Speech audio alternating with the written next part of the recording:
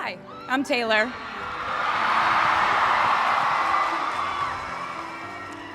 Last time I was in a stadium this size, I was dancing in heels and wearing a glittery leotard. This outfit is much more comfortable. I would like to say a huge thank you to NYU's Chairman of the Board of Trustees, Bill Berkeley, and all the trustees and members of the board, NYU's President Andrew Hamilton, Provost Catherine Fleming, and the faculty and alumni here today who have made this day possible. I feel so proud to share this day with my fellow honorees, Susan Hockfield and Felix Matos Rodriguez, who humble me with the ways they improve our world with their work.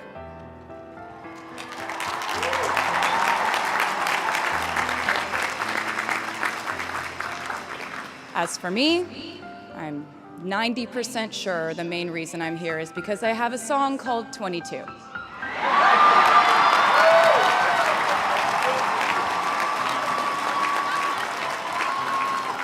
And let me just say, I am elated to be here with you today as we celebrate and graduate New York University's class of 2022.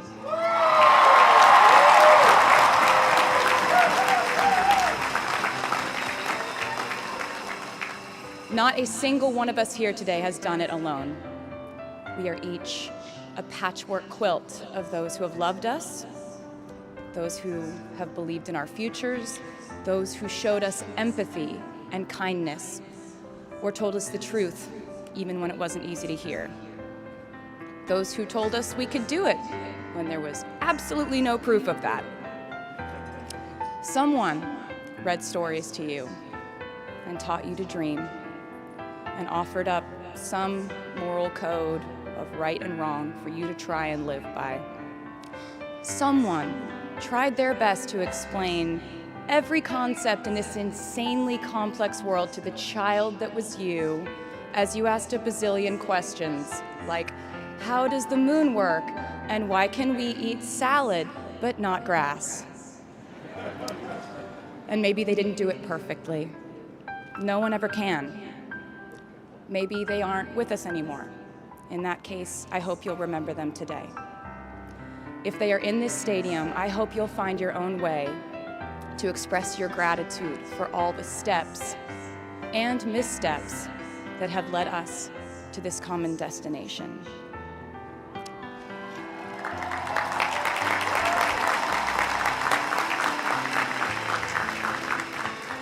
I know that words are supposed to be my thing, but I will never be able to find the words to thank my mom and dad, my brother Austin, for the sacrifices they made every day so I could go from singing in coffee houses to standing up here with you all today, because no words would ever be enough.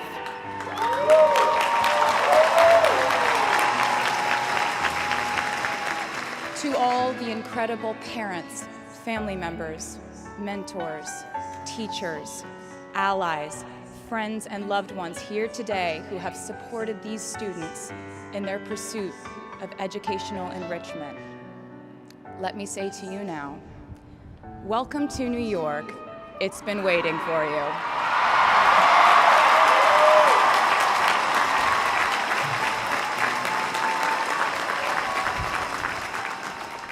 I'd like to thank NYU for making me, technically, on paper at least, a doctor.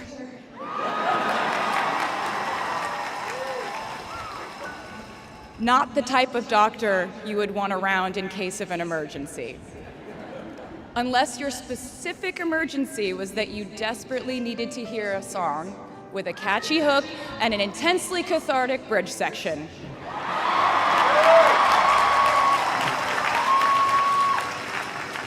Or if your emergency was that you needed a person who can name over 50 breeds of cats in 1 minute. I never got to have a normal college experience, per se.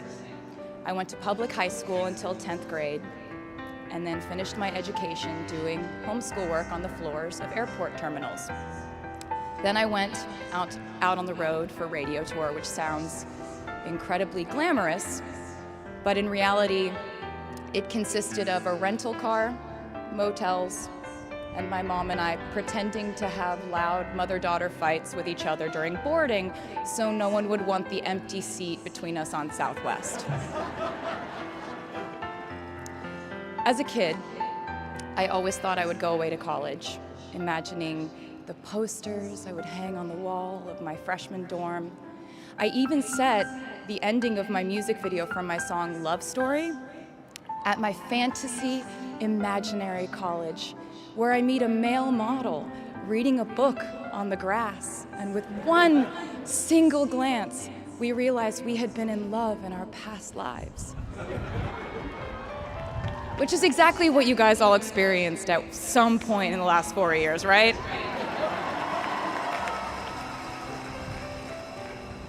But I really can't complain about not having a normal college experience to you, because you went to NYU during a global pandemic, being essentially locked into your dorms and having to do classes over Zoom. Everyone in college during normal times stresses about test scores, but on top of that, you also had to pass like 1,000 COVID tests. I imagine the idea of a normal college experience was all you wanted too. But in this case, you and I both learned that you don't always get all the things in the bag that you selected from the menu in the delivery service that is life. You get what you get. And as I would like to say to you wholeheartedly, you should be very proud of what you've done with it. Today, you leave New York University and then go out into the world searching what's next. And so will I.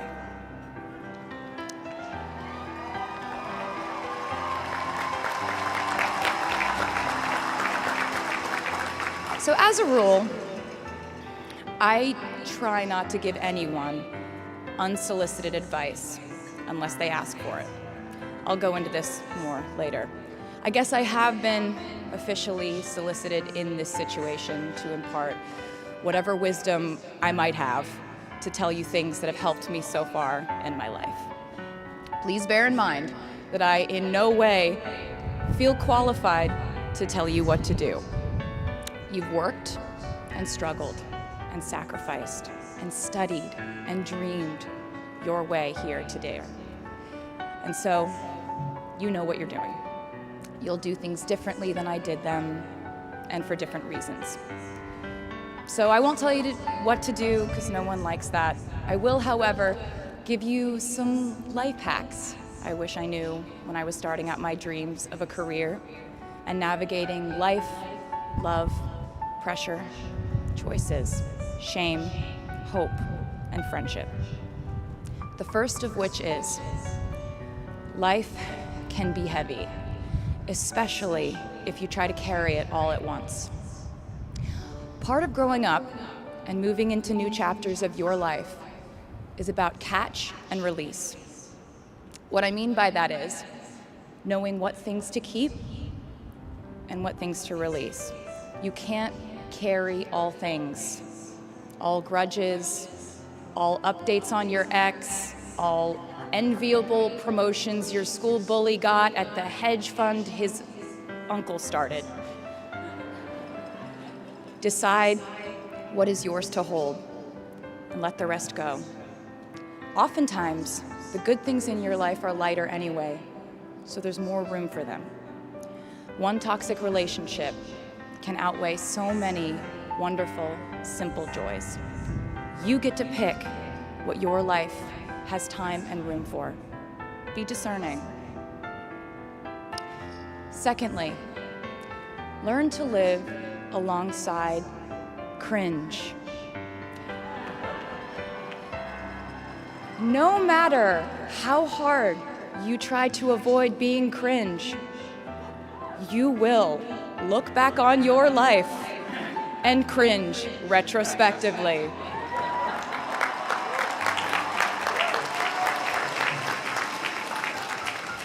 cringe is unavoidable over a lifetime. Even the term cringe might someday be deemed cringe. I promise you, you're probably doing or wearing something right now that you will look back on later and find revolting and hilarious. You can't avoid it, so don't try to. For example, I had a phase where, for the entirety of 2012, I dressed like a 1950s housewife. But you know what? I was having fun.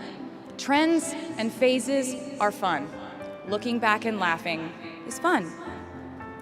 And while we're talking about things that make us squirm but really shouldn't, I'd like to say I'm a big advocate for not hiding your enthusiasm for things.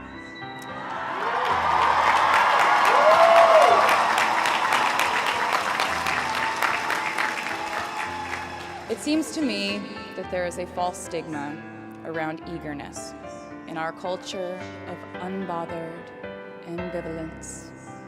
This outlook perpetuates the idea that it's not cool to want it.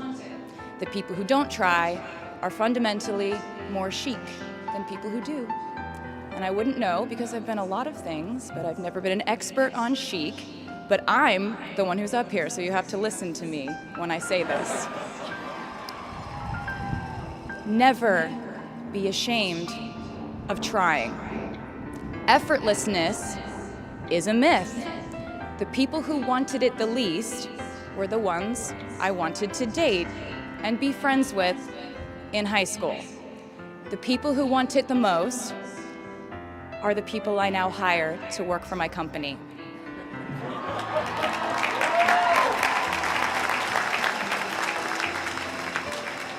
I started writing songs when I was 12, and since then, it's been the compass guiding my life, and in turn, my life guided my writing. Everything I do is just an extension of my writing, whether it's directing videos or a short film, creating the visuals for a tour, or standing on a stage performing. Everything is connected by my love of the craft, the thrill of working through ideas and narrowing them down and polishing it all up in the end, editing, waking up in the middle of the night, throwing out the old idea because you just thought of a newer, better one, or a plot device that ties the whole thing together. There's a reason they call it a hook. Sometimes a string of words just ensnares me, and I can't focus on anything until it's been recorded or written down. As a songwriter, I've never been able to sit still or stay in one creative place for too long. I've made and released 11 albums, and in the process, I've switched genre from country to pop to alternative to folk. And this might sound like a very songwriter-centric line of discussion, but in a way, I really do think we are all writers. And most of us write in a different voice for different situations. You write differently in your Instagram stories than you do your senior thesis. You send a different type of email to your boss than you do your best friend from home. We are all literary chameleons, and I think it's fascinating. It's just a continuation of the idea that we are so many things all the time. And I know it can be really overwhelming figuring out who to be and when, who you are now, and how to act in order to get where you want to go. I have some good news. It's totally up to you. I have some terrifying news. It's totally up to you. I said to you earlier that I don't ever offer advice unless someone asks me for it, and now I'll tell you why. As a person who started my very public career at the age of 15, it came with a price. And that price was years of unsolicited advice. Being the youngest person in every room for over a decade meant that I was constantly being issued warnings from older members of the music industry, media, interviewers, executives, and this advice often presented itself as thinly veiled warnings See, I was a teenager at a time when our society was absolutely obsessed with the idea of having perfect young female role models. It felt like every interview I did included slight barbs by the interviewer about me one day running off the rails. And that meant a different thing to every person who said it to me. So I became a young adult while being fed the message that if I didn't make any mistakes, all the children of America would grow up to be perfect angels. However, if I did slip up, the entire earth would fall off its axis, and it would be entirely my fault, and I would go to pop star jail forever and ever. It was all centered around the idea that mistakes equal failure, and ultimately, the loss of any chance at a happy or rewarding life. This has not been my experience. My experience has been that my mistakes led to the best things in my life. And being embarrassed when you mess up, it's part of the human experience.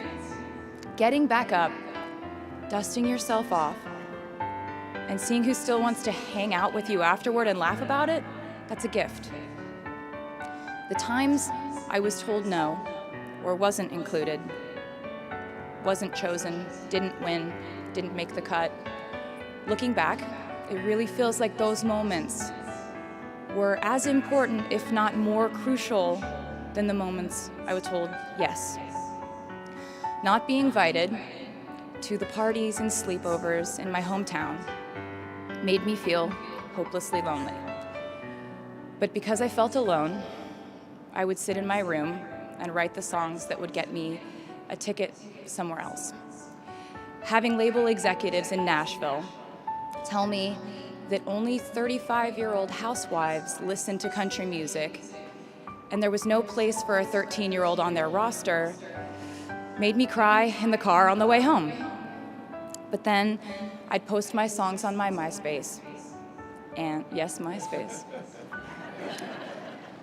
And I would message with other teenagers like me who loved country music, but just didn't have anyone singing from their perspective. Having journalists write in-depth, oftentimes critical pieces about who they perceived me to be made me feel like I was living in some weird simulation. But it also made me look inward to learn about who I actually am. Having the world treat my love life like a spectator sport in which I lose every single game was not a great way to date in my teens and 20s. But it taught me to protect my private life fiercely. Being publicly humiliated over and over again at a young age was excruciatingly painful, but it forced me to devalue the ridiculous notion of minute-by-minute, ever-fluctuating social relevance and likability.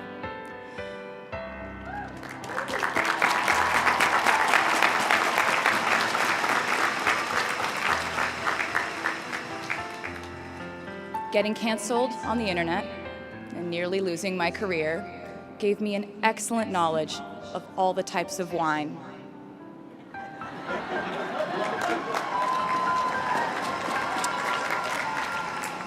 I know I sound like a consummate optimist, but I'm really not. I lose perspective all the time. Sometimes everything just feels completely pointless. I know the pressure of living your life through the lens of perfectionism. And I know that I'm talking to a group of perfectionists because you are here today graduating from NYU.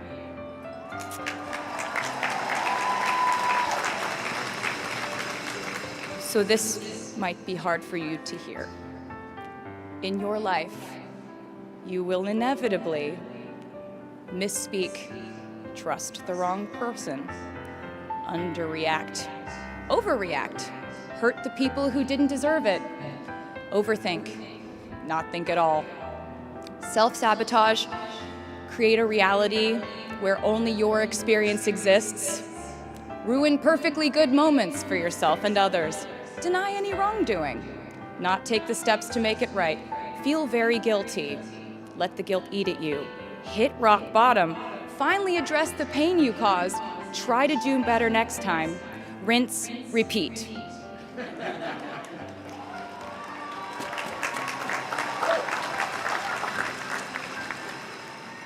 And I'm not gonna lie, these mistakes will cause you to lose things. I'm trying to tell you that losing things doesn't just mean losing. A lot of the time, when we lose things, we gain things too. Now you leave the structure and framework of school and chart your own path. Every choice you make leads to the next choice, which leads to the next, and I know it's hard to know which path to take. There will be times in life where you need to stand up for yourself. Times when the right thing is actually to back down and apologize. Times when the right thing is to fight. Times when the right thing is to turn and run. Times to hold on with all you have. And times to let go with grace. Sometimes the right thing to do is to throw out the old schools of thought in the name of progress and reform. Sometimes the right thing to do is to sit and listen to the wisdom of those who have come before us. How will you know what the right choice is in these crucial moments? You won't. How do I give advice to this many people about their life choices? I won't. The scary news is you're on your own now. But the cool news is you're on your own now.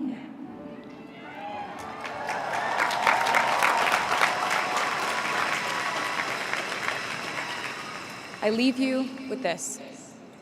We are led by our gut instincts, our intuition, our desires and fears, our scars and our dreams. And you will screw it up sometimes. So will I.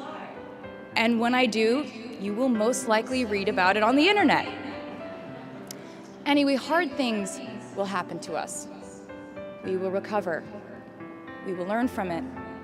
We will grow more resilient because of it. And as long as we are fortunate enough to be breathing, we will breathe in, breathe through, breathe deep, and breathe out. And I am a doctor now, so I know how breathing works. I hope you know how proud I am to share this day with you. We're doing this together, so let's just keep dancing like we're the class of 22.